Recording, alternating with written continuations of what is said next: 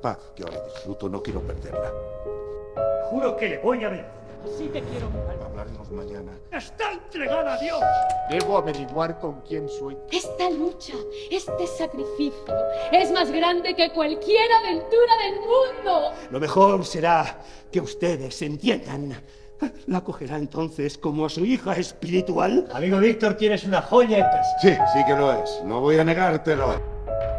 Es lo mejor, Anita. Hoy diversión, mañana confesión. ¿Y cuántas cosas nuevas iba a saber y a sentir? Otra vez te han vuelto los nervios. Por eso dices esas tonterías. Pero esto lo vamos a solucionar. ¡Ayuda! ¡Es imposible! Tus crisis no se solucionan así. Tal vez muchos la amaban, pero nadie se lo decía. Se ocultaba a sí misma la pasión que sentía. Una pasión que era un crimen. Tú no sabes darme lo que necesito. ¿Y qué necesitas tú, si puedes saber? Te va a costar tu trabajo, porque ese magistral sabe mucho de teología parda. Debes contármelo todo. No pasó nada, me llevaron a la fuerza, no sé por qué.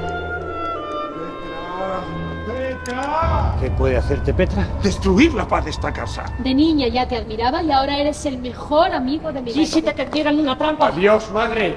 recuerda que todo me lo debes a mí. Sosiégate, Álvaro, la cólera no es buena consejera. ¿Estás seguro?